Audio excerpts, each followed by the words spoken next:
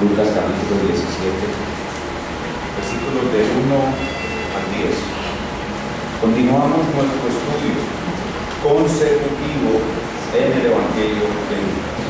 Lucas 17, del 1 al 10. Lucas 17, del 1 al 10. Escuchemos primero la lectura de la palabra de Dios. Escuchemos la lectura de la palabra de Dios y luego será explicada y por el Espíritu Santo aplicada a nuestros vidas. Escuchemos la palabra de Dios. Dijo a sus discípulos: imposible es que no vengan tropiezos, mas ay de aquel por quien vienen. Mejor le fuera que se le atase al cuello una piedra de molino y se le arrojase al mar que hacer tropezar a uno de estos pequeñitos. Mirad por vosotros mismos. Si tu hermano pecare contra ti, repréndele, y si se arrepintiere, perdónale. Y si 7 veces al día pecare contra ti, y 7 veces al día volviere a ti diciendo: me arrepiento, perdónale. Dijeron los apóstoles al Señor: aumentanos la fe. Entonces el Señor dijo: si tuvierais fe como un grano de mostaza, podrías decir a este sicómoro: desarráigate y plántate en el mar, y os obedecerá. ¿Quién de vosotros, teniendo un siervo que ara o apacienta ganado, al volver del campo luego le dice: pasa, siéntate a la mesa? ¿No le dice más bien: prepárame la cena, cíñete y sírveme hasta que haya comido y bebido, y después de esto come y bebe tú? ¿Acaso da gracias al siervo porque hizo lo que se le había mandado? Pienso que no. Así también vosotros, cuando hayáis hecho todo lo que os ha sido ordenado decir, siervos inútiles somos, pues lo que debíamos hacer hicimos. Vamos a orar pidiendo ayuda al Espíritu Santo. Espíritu Santo, gracias por este día hermoso de adoración a nuestro gran Dios. Y gracias por la palabra predicada. Hoy te pedimos de una manera especial por este mensaje. Este es un mensaje básico, fundamental acerca de la vida de fe, que va a traer progreso en madurez y santificación a los niños en Cristo que están aquí. Te pido que lo uses de manera muy especial, porque anhelamos que la iglesia sea madura y muy santa. Todo te lo pedimos en el nombre del Señor Jesucristo. Amén. La semana pasada comenzamos a estudiar este pasaje y vimos cómo los cristianos de todas las épocas nos hemos beneficiado de una larguísima confrontación que el Señor Jesús tuvo con los fariseos durante toda su vida. Una larguísima confrontación. Ellos, los fariseos, son un antiejemplo, para nosotros. Y nosotros durante toda nuestra vida tenemos un gran peligro, el peligro de llegar a ser como un fariseo. Repito, todos los cristianos durante toda nuestra vida tenemos un gran peligro, el peligro de llegar a ser como un fariseo. Y durante toda esa confrontación, el Señor ya nos ha mostrado mucho de lo que son los fariseos. Ellos son legalistas, es decir, buscan salvarse por obras. Son exhibicionistas, es decir, hacen la piedad para ser vistos de los hombres. Son reduccionistas, es decir, reducen la ley moral de Dios a meras acciones externas. Son ritualistas, es decir, para ellos lo más importante es cumplir la ceremonia. Son unos verdaderos actores de la religión, son unos hipócritas. Pero al Señor todavía le falta añadir 3 cosas más que son los fariseos y que nosotros debemos cuidarnos de nunca llegar a ser en toda nuestra carrera. Los fariseos son piedra de tropiezo, los fariseos son carentes de perdón y los fariseos son orgullosos espirituales, piedra de tropiezo, carentes de perdón y orgullosos espirituales. Y nosotros nunca debemos caer en eso. Por eso le pusimos a nuestro estudio el título: Desarraiga el fariseo que hay en ti. En el versículo 6 el Señor dice que debemos hablarle al gran árbol para que él se desarraiga. En nosotros hay un fariseo, un pecador aún, y ese pecador debe ser desarraigado. Y por eso le pusimos ese título: Desarraiga el fariseo que hay en ti. La semana pasada decíamos que se predicó mucho durante el siglo XX de que los cristianos teníamos por dentro un campeón, y hay falsos maestros que predican: descubre el campeón que hay en ti. Esos son falsos profetas. Yo creo que ustedes durante esta semana, nomás poniéndose en cuidados a ustedes mismos, pudieron darse cuenta de que dentro de ustedes no hay un campeón, sino un fariseo.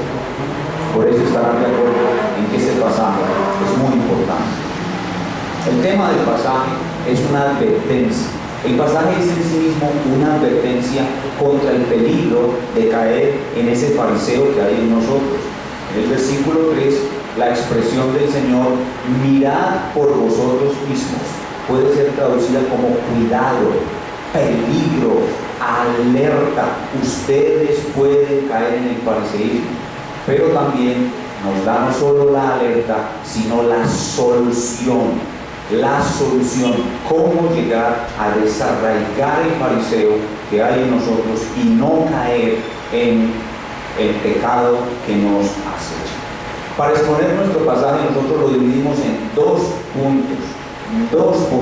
El primer punto es 3 rasgos del fariseo que hay en ti. 3 rasgos del fariseo que hay en ti, lo vimos la semana pasada. El primer rasgo, piedra de tropiezo. Segundo rasgo, carente de perdón. Tercer rasgo, orgullo espiritual. Versículos 1 al 2, 3 al 4 y 7 al 10 respectivamente.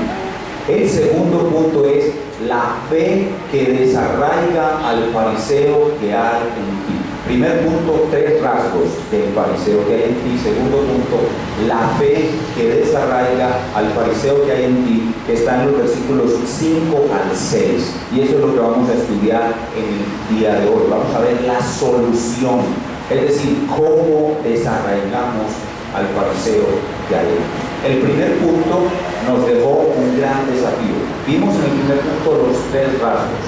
Vimos que el Señor nos manda no ser piedra de tropiezo. Y para no ser piedra de tropiezo, debemos tener un espíritu de santificación universal.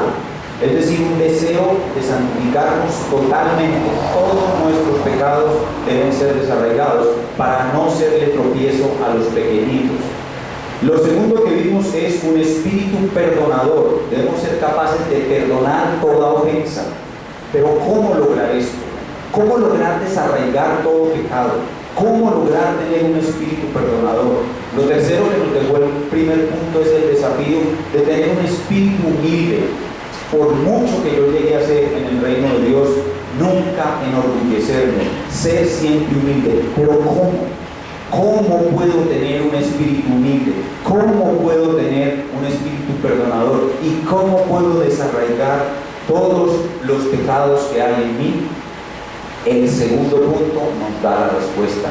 La respuesta es por medio de la fe. La fe que desarraiga al fariseo que hay en ti. Es por medio de la fe. La vida cristiana es una vida de fe.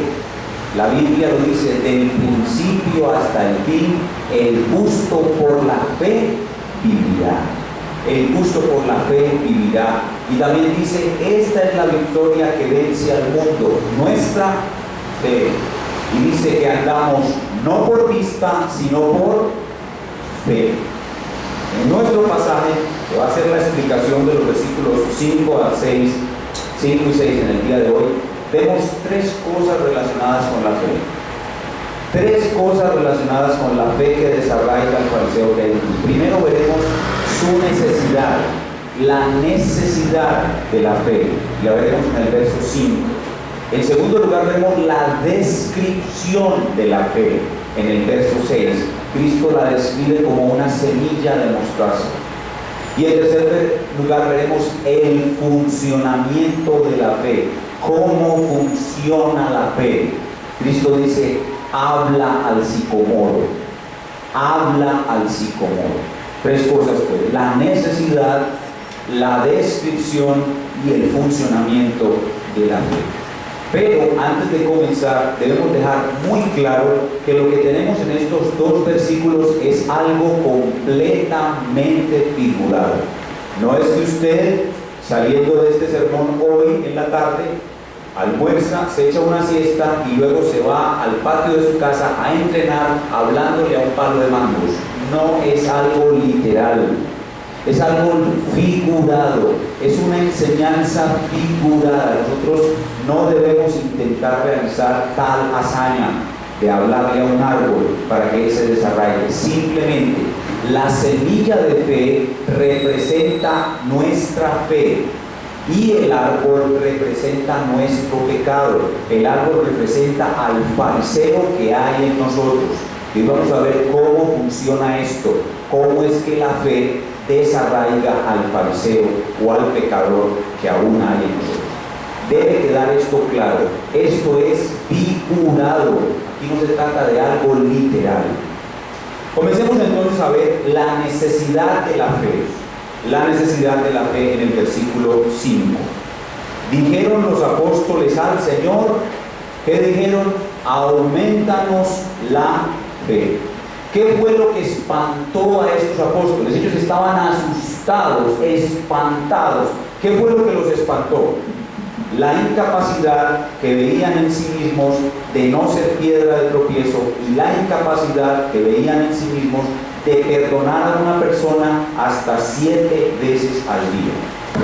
¿Qué era lo único que podía darles la capacidad de hacer estas cosas? La fe. Los apóstoles siempre estaban despistados, pero en esta ocasión vieron en el blanco. En esta ocasión supieron que era lo que les hacía falta. La clave de la vida cristiana es la fe. Por tal razón, antes de continuar, debemos de definir bien qué es la fe. Debemos entenderla bien. ¿Qué es la fe? Hebreos capítulo 11, verso 1 nos da una clara definición de qué es la fe. El texto dice, fe es la certeza de lo que se espera, la convicción de lo que no se ve. La pregunta que hacemos a este texto es esta: ¿qué es lo que se espera? La fe es un acto de esperar de que suceda algo, pero ¿qué es lo que va a suceder? Lo que va a suceder es lo que Dios ha dicho. Lo que Dios ha dicho. Así que la fe descansa en lo que Dios ha dicho. Noten esta relación tan importante en la cual muchos están confundidos. La fe necesita la palabra de Dios. La fe descansa en lo que Dios ha dicho. Abraham, el padre de la fe, a Abraham, el padre de la fe, Dios le dijo: vete de tu tierra y de tu parentela a la tierra que yo te mostraré, y allí haré de ti una gran nación. Dios le dijo algo a Abraham: te voy a dar una tierra y te haré una gran nación. Eso que Dios había dicho a Abraham tenía la absoluta certeza de que eso que Dios había dicho sucederá. La fe tiene la seguridad de que lo que Dios ha dicho sucederá. En otras palabras, ¿qué es fe? Fe es creer que lo que Dios ha dicho sucederá simplemente porque Dios lo ha dicho. Eso es parafraseando Hebreos 11:1. Fe es creer que lo que Dios ha dicho sucederá simplemente porque Dios lo ha dicho. Ahora, trasladado a nuestra experiencia actual, Dios no nos habla hoy de viva voz como le habló a Abraham. ¿Dónde está lo que Dios ha dicho para nosotros hoy? Está en la palabra escrita. Entonces, fe es creer que lo que Dios ha dicho en su palabra escrita sucederá simplemente porque Dios lo ha dicho.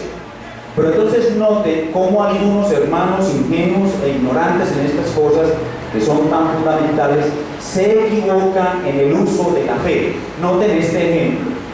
Se enferma un cristiano y un hermano cristiano que está a su lado y que lo ama mucho, al verlo enfermo le dice: ¿estás enfermo? Ora poniéndole mucha fe al hecho de que sanarás y serás sanado. Pregunta: ¿ha dicho Dios a ese hermano que él sanará? No, Dios no le ha dicho que sanará. Dios le dijo que sanará a Ezequías. Él le dijo a Ezequías que sanará. La voz de Dios vino por el profeta Isaías y le dijo: dile a Ezequías que sanarás. Dios sí le dijo a Ezequías, pero aquí no hay un mensaje para usted que está enfermo que diga que usted sanará. Por tanto, poner su fe en que sanará es poner su fe en algo que Dios no ha dicho. Ahora, ¿qué ha dicho Dios de su enfermedad aquí? Y en eso es en lo que usted debe poner su semillita de fe. Dios aquí ha dicho que esa enfermedad se la mandó Él. Eso Él lo ha dicho. Que esa enfermedad se la manda Él. 2, Él ha dicho que nunca lo abandonará a usted durante la enfermedad. Eso sí lo ha dicho. Y aquí. Y también ha dicho que usted debe orar y debe humillarse bajo su poderosa mano, esperando que Él haga con su enfermedad lo que Él quiera en el tiempo que Él quiera. Eso es lo que Él ha dicho. Entonces, en eso que Él ha dicho aquí, usted debe poner su fe. Eso es actuar con fe. Pero comenzar a orar, poniéndole fe de que voy a sanar, es orar con base en algo que Dios no ha dicho.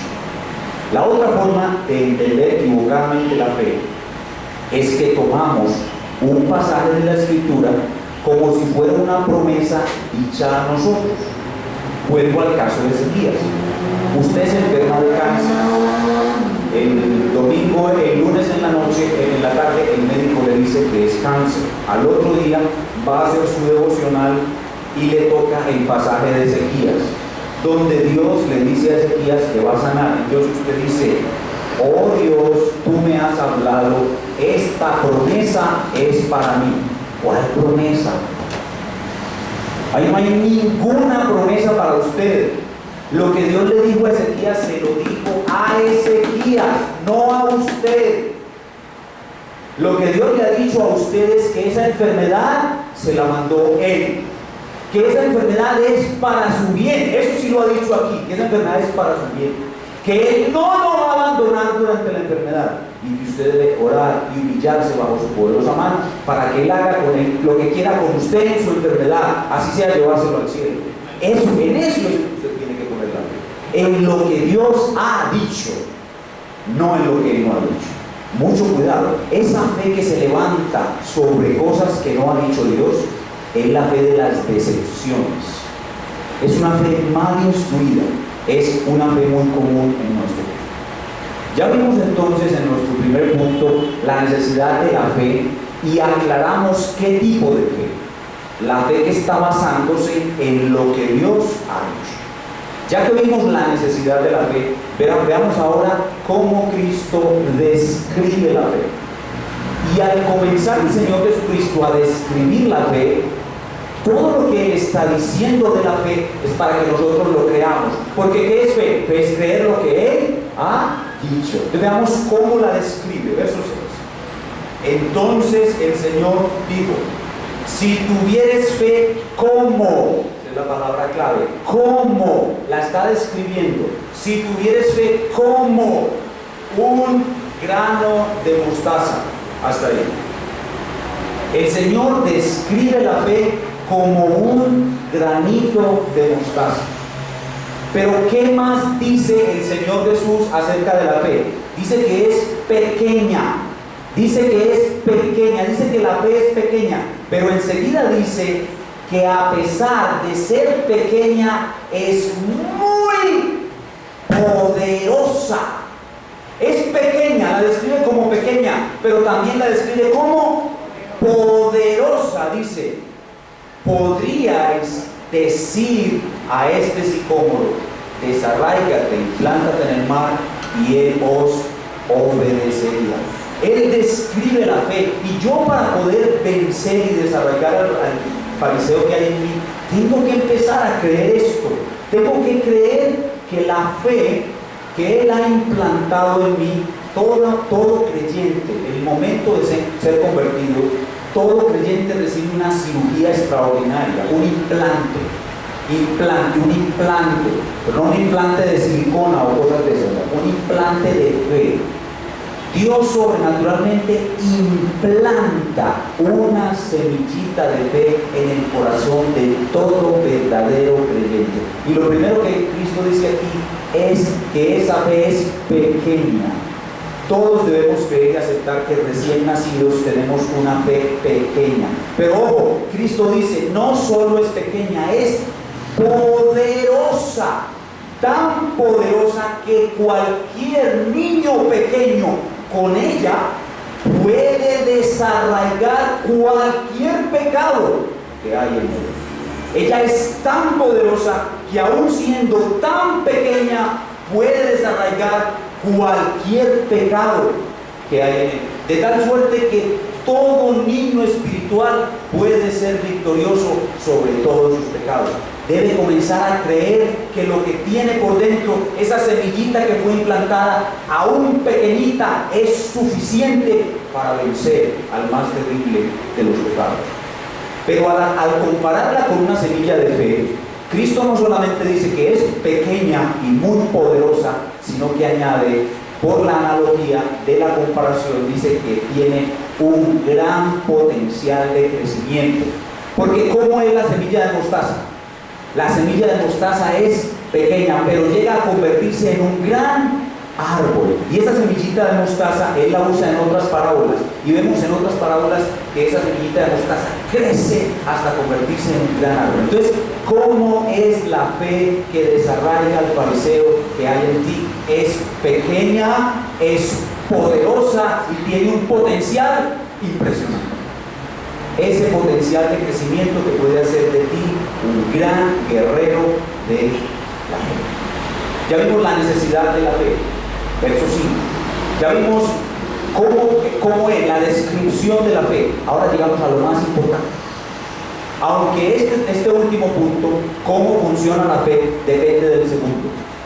La fe funciona siempre y cuando yo crea lo que Cristo ha dicho de ella. ¿Recuerdan qué es la fe? Es creer que lo que Dios ha dicho sucederá simplemente porque Dios lo ha dicho. Dios ha dicho que es pequeña, sí, eso me consuela, porque yo mínimo tengo una fe pequeña. Pero ha dicho que es poderosa, eso me alienta, porque en mí hay poder. No mi poder, el poder de la semilla. Y ahora necesito entender cómo funciona, qué he de hacer yo para que esa pequeña fe funcione. Entonces, lo que Cristo nos está mostrando aquí es que una vez yo creo lo que Él ha dicho, que la semillita de fe es muy poderosa, lo que Él me dice ahora que haga, y debo tanto creer lo que Él dice sobre la fe, como hacer lo que me ordena con mi fe. Él me dice algo sobre mi fe, pero me ordena hacer algo con mi fe. Y yo debo hacer tanto lo uno como lo otro. Creer lo que dice, como hacer lo que Él manda. Lo que me manda hacer es hablar al sicomoro. Hablar al sicomoro. ¿Cómo funciona la fe? La fe funciona con el hablar. Hablar. La victoria de la fe es por hablar la palabra de Dios. El poder está en la palabra de Dios que habla la fe. Si la fe cree lo que la palabra de Dios dice, y habla la palabra, lo que ha dicho Dios sucederá. Eso es la fe. ¿Cómo funciona? La fe funciona con el hablar. Hablar la palabra. Eso es lo que hace que todo ese poder que hay en la semillita sea desplegado. La semillita es como una bomba atómica. Ustedes saben que la bomba atómica viene de un átomo, de algo muy pequeño, por eso se llama bomba atómica. ¿Y qué es lo que hacen los físicos? Sacan el poder que hay dentro del átomo. Bueno, la semillita de fe es ese pequeño átomo con un poder destructivo impresionante. Pero ese poder destructivo es contra mí mismo. ¿Es contra qué? Es contra el pecado que mora en mí. Entonces, ¿en qué consiste esto de hablar al árbol con el poder de la fe? Consiste en que yo haga lo que Cristo me ha ordenado que haga. Cuando yo creo lo que Él ha dicho sobre la fe y hago lo que Él me ordena que yo haga, sucede lo que verdaderamente va a suceder, que es lo que Dios ha dicho. Y todo lo que Cristo quiere que yo haga, que está contenido en ese acto de hablar al árbol, lo voy a resumir en tres cosas. Y estas tres cosas son realmente el ABC de la vida cristiana. Estas tres cosas son el ABC, lo básico de la vida cristiana, lo que todo cristiano desde niño ha debido aprender. Esto debimos haber aprendido apenas nos convertimos. Esto debieron habernos enseñado nuestros pastores o los hermanos mayores en la fe. Nos debieron haber enseñado este ABC del poder de la fe, el ABC de la vida cristiana, cómo desatar el poder de la fe que hay en mí. Esta es la cartilla de Coquito. ¿Recuerdan los que aprendimos a leer con Coquito? Este es el Coquito de la fe, o el Nacho de la fe. Hoy les enseñan con no sé qué cosas de la evolución psicológica. Bueno, Coquito. Este es el Coquito del ABC de la fe. ¿Cómo hacemos para que ese poder de la fe se desate? Ya hemos dicho que lo primero es hay que creer que lo que Él ha dicho es verdad. Pero las tres cosas que hay que obedecer son estas. 1. La semilla de fe reduce nuestra fuerza. Reduce nuestra fuerza. 2. Resiste la tentación. Y 3. Se alimenta sin interrupción. 1. Reduce nuestra fuerza. 2. Resiste la tentación. Y 3. Se alimenta sin interrupción. Eso es lo que Él ordena hacer. Eso es a lo que equivale a hablar al árbol. Voy a explicarlo con más detalle. Primero que todo, la verdadera fe, cuando es implantada en el corazón del hombre, la verdadera fe reduce nuestra propia fuerza. Al ver a Dios en su grandeza, al ver al pecado en su poder y al ver nuestra debilidad, nuestras fuerzas se van al suelo. ¿Qué fue lo que le pasó a los apóstoles cuando escucharon que debían de perdonar 7 veces al día? Quedaron aplastados bajo el peso del mandamiento. Los mandamientos de Dios nos aplastan, reducen nuestra fuerza. La verdadera fe lo primero que hace es mostrarle al hombre su impotencia y reducir su fuerza propia, reducir su confianza en sí mismo. Y no hay una ilustración mejor que el caso de Gedeón. Por eso leímos Jueces 7 durante el culto. ¿Qué es lo que tenía Gedeón por delante? Una labor titánica de enfrentar al ejército de Israel, pequeño de por sí, con más o menos 135,000 madianitas. ¿Y qué es lo primero que hace el Dios de la fe? Reduce la fuerza de Gedeón. La reduce 2 veces hasta que queden solamente 300 soldados. Esto es mucha gente para pelear con esos madianitas. Va y después los israelitas dicen, la conquista fue por nuestra fuerza. Lo primero que hace la verdadera fe es reducir la fuerza del hombre. La Biblia enseña esto por todas partes. Escúchenlo en algunos versículos, dice la palabra de Dios.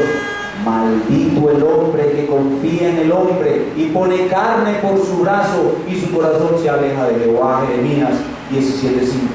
Bienaventurado el varón que tiene en ti sus fuerzas y en su corazón están sus caminos. Salmo 84:5.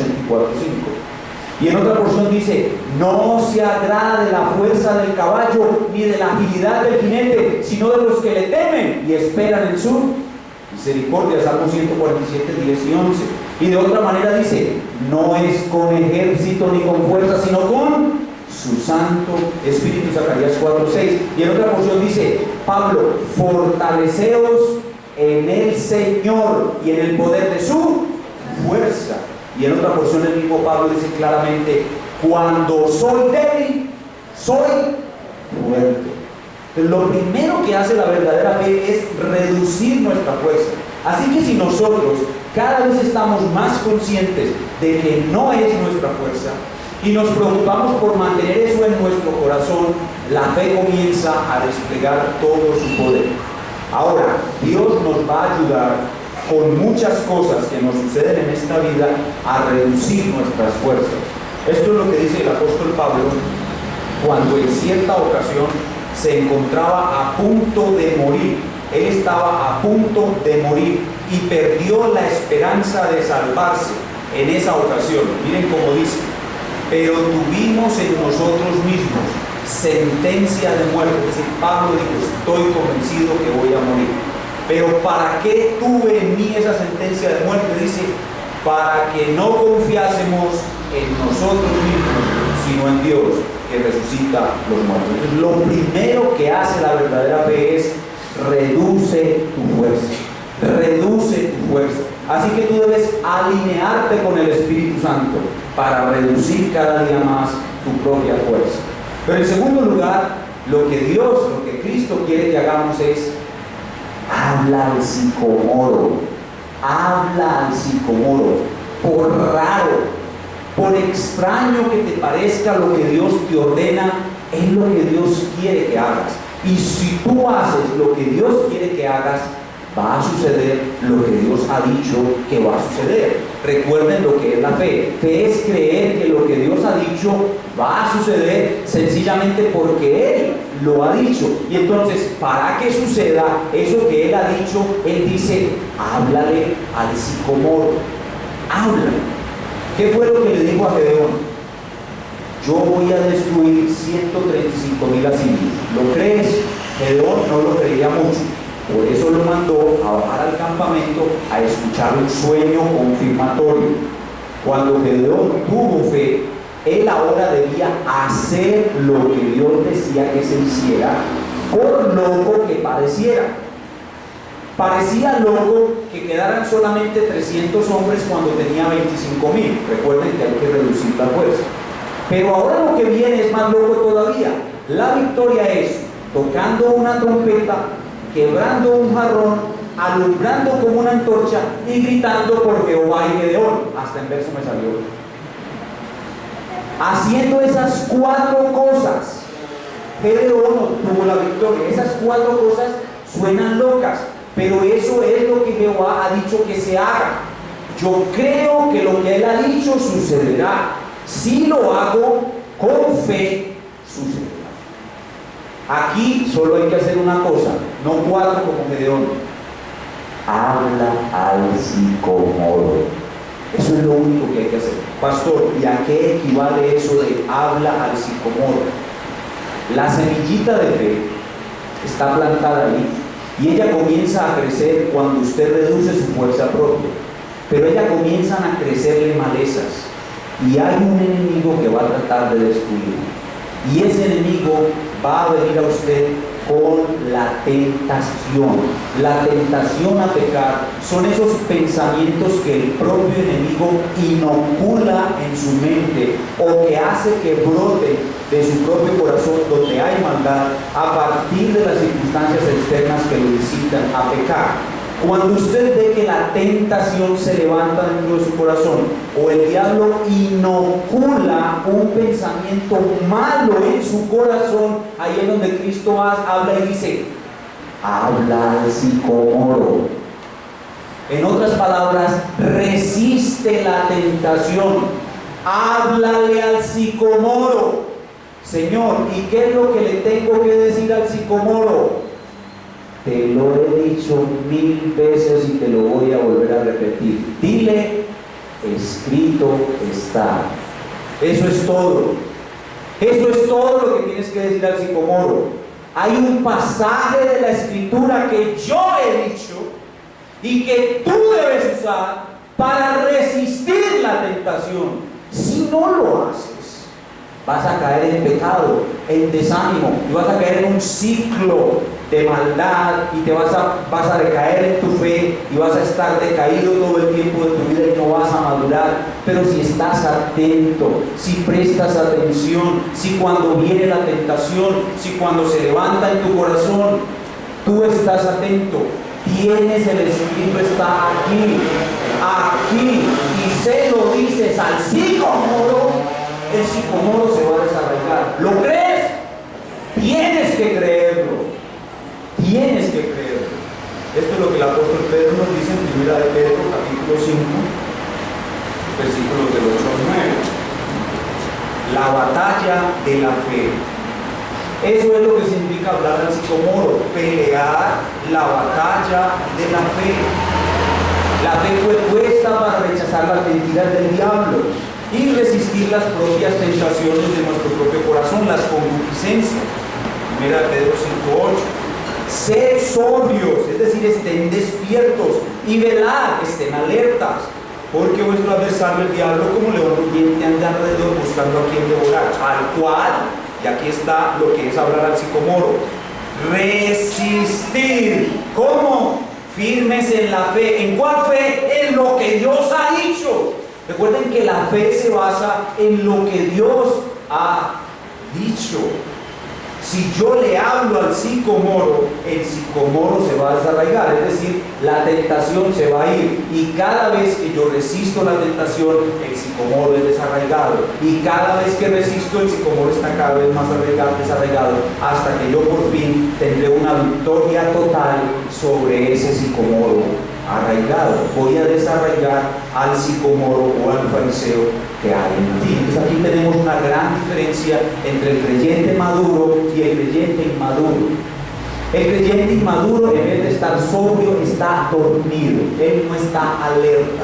El creyente maduro usa la palabra de Dios, el creyente inmaduro no la usa, la olvida, no la usa, no rechaza la tentación, no le habla al sicomoro todos los días de su vida.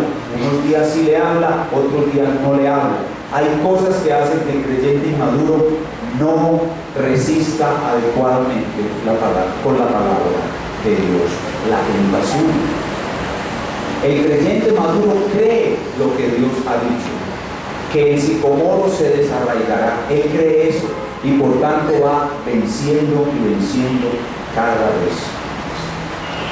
Pero no solamente para que la fe funcione hay que reducir la fuerza propia, hay que resistir la tentación, sino que en tercer lugar, para que la fe desate todo su poder, la semilla desate todo su poder, hay que alimentarla sin interrupción. Hay que alimentarla sin interrupción. Recuerden que es una analogía con una semilla. Entonces la semilla se coloca en la tierra, se le quita la maleza, pero también hay que echarle agua y ella debe absorber los nutrientes de la tierra. Entonces la semilla de fe, para que despliegue todo su poder y sea cada vez más fuerte, debe de ser alimentada sin interrupción. Entonces lo que identifica aquí al hombre maduro en la fe es que él es constante en el uso de los medios de gracia. El hombre maduro en la fe es constante en el uso de los medios de gracia.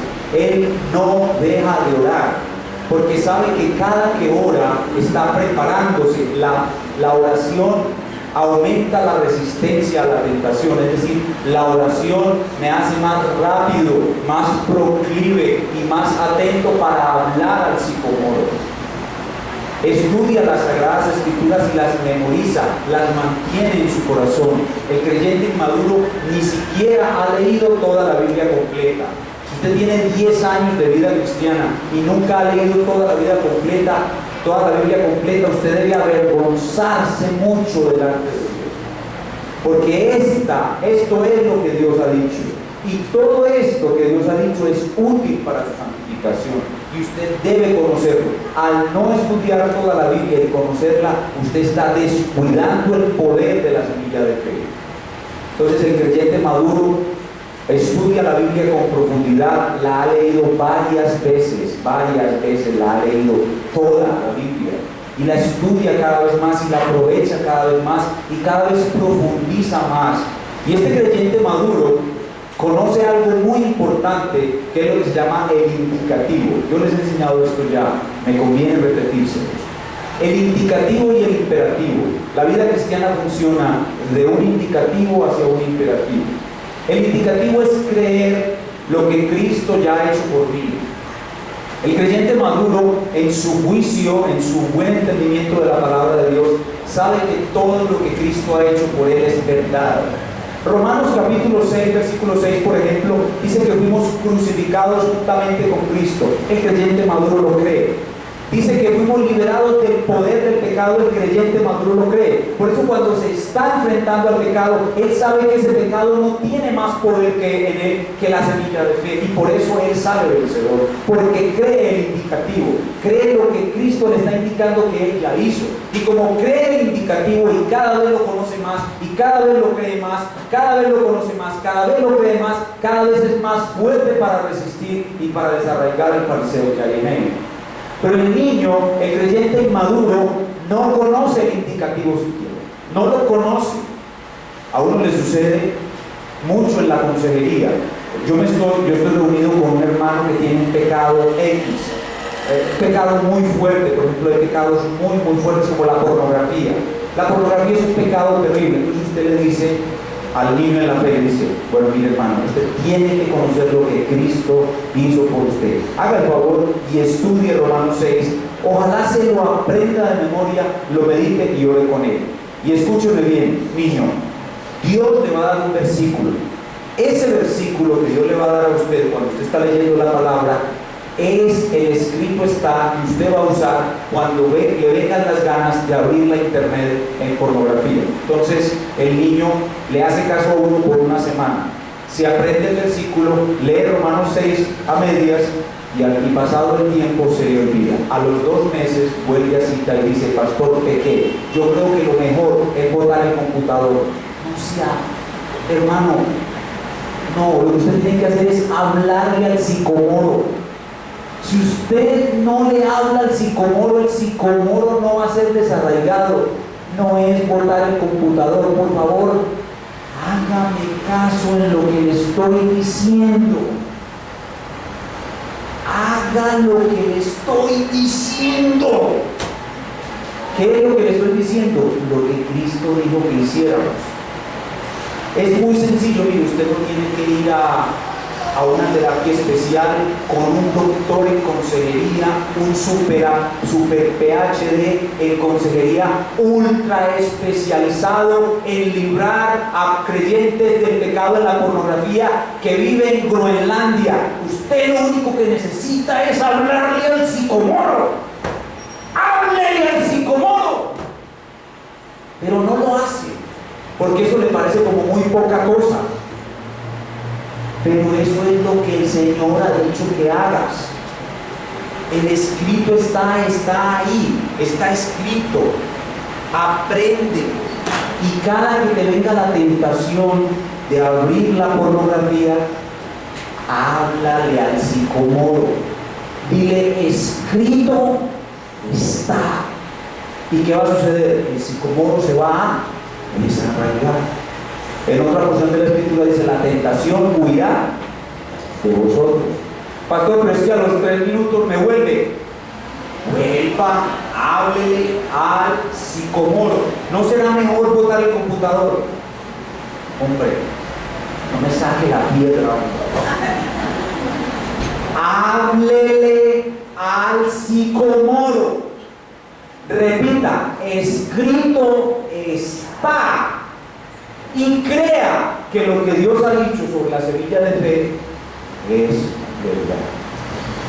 Me hice entender, en el sermón anterior, casi se me salen las tripas diciendo esto con la mejor fuerza que pude. Ya no tengo más fuerza para decirlo, pero me estoy haciendo entender. La semilla de fe funciona reduciendo mi fuerza, resistiendo la tentación y alimentándola sin interrupción. Así funciona la semilla de fe. Así usted va a desplegar todo el poder de la bomba atómica que tiene esa semillita de fe.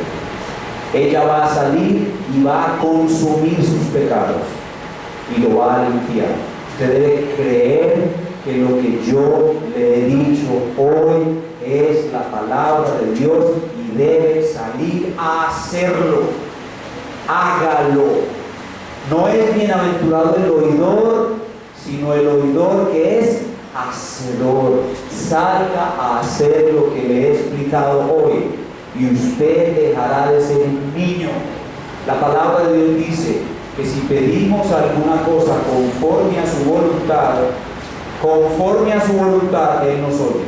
Y si nos oye, ¿qué? Tenemos las cosas que le hemos pedido.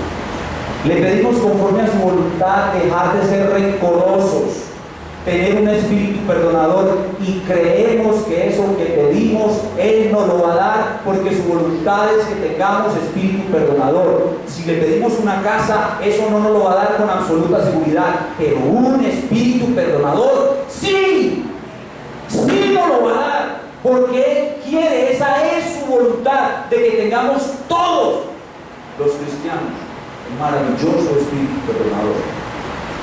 Yo oro y de esa manera alimento mi semilla de fe. Cuando vengo a la iglesia, alimento la semilla de fe. Por favor, no deje de venir a la iglesia. Pastor, me echó la novia ayer, sábado en la noche. Me siento muy mal. Hombre, si usted va a dejar de venir a la iglesia el domingo, porque el sábado lo echó la novia, es porque, como decía Edwin, su novia es un ídolo. Usted debe ser acusado de idolatría. Se le murió su mamá, venga el domingo a la iglesia, que aquí recibe consuelo. Hay que usar todos los medios de gracia para que la semilla de fe crezca. Para que la semilla de fe crezca, existe también la supervisión pastoral.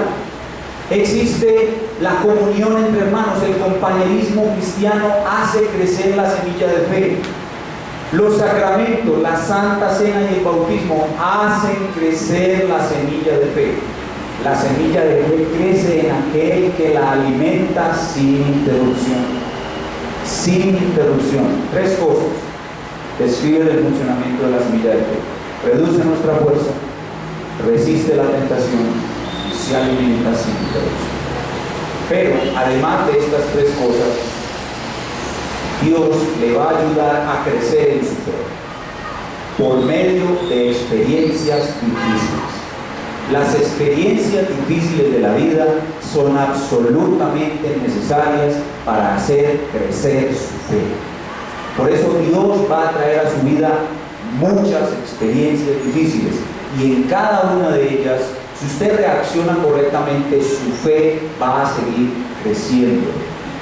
Voy a poner un ejemplo. La Biblia dice que el apóstol Pablo estuvo en naufragio 3 veces. 3 veces. ¿Cómo cree usted que fue el comportamiento de Pablo en el primer naufragio? Tuvo una fuerte batalla con el miedo, pero Dios lo ayudó. ¿Cómo creen ustedes que fue el comportamiento de Pablo en su segundo naufragio? Hoy ya estaba mucho más tranquilo. ¿Por qué? Porque con el primer naufragio su fe creció. ¿Y cómo creen que estaba en el tercer naufragio? Todo el mundo estaba asustado porque se iban a morir y ese hombre estaba tranquilo, animando a los demás a que comieran. ¿Recuerdan Hechos 27?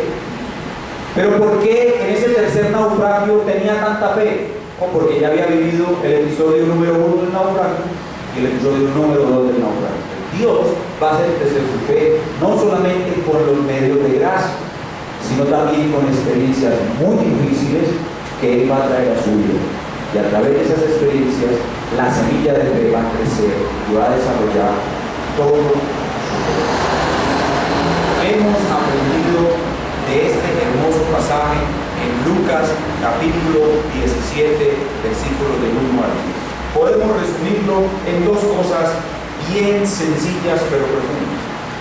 Primero, todos los creyentes debemos ser protectores de los más pequeños, no siéndoles nunca piedra de tropiezo.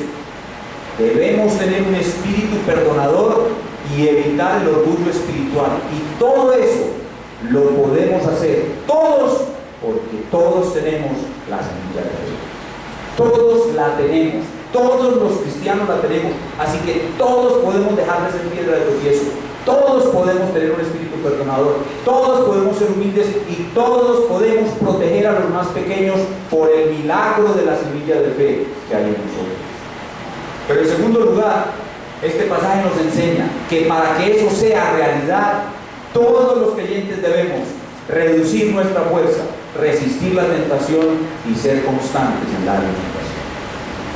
Una cosa no funciona sin la otra. Y ahí donde está la responsabilidad suya. Usted debe hacer lo que Cristo le manda que haga. Hable al psicólogo y podrá desarraigar el fariseo que hay en usted y tener una gran carrera para usted. Así que ahora, al terminar nuestra exposición del día de hoy, las aplicaciones que se derivan de este pasaje son muy sencillas, son transparentes, totalmente transparentes. Lo primero que usted debe preguntarse al escuchar este pasaje es esto: ¿tengo yo una semilla de fe verdadera en mi corazón? La respuesta de la mayoría de los que estamos aquí es sí la tengo, sí la tengo. La otra pregunta es igualmente obvia: ¿estoy yo empeñado en reducir mi propia fuerza? ¿En humillarme a mí mismo delante de Dios y no confiar en mí mismo, sino fortalecerme en el Señor y en el poder de su fuerza? Debo de estar dispuesto a humillarme, a reducir la confianza en mí mismo para que la gloria sea para el Señor. La tercera pregunta es la más importante: ¿estoy hablándole al psicómodo? ¿Estoy resistiendo la tentación todos los días? ¿Estoy usando el escrito está correctamente? Si lo estoy haciendo y lo he estado haciendo desde que me convertí, ya debo dejar de ser un niño. Usted pasa de ser un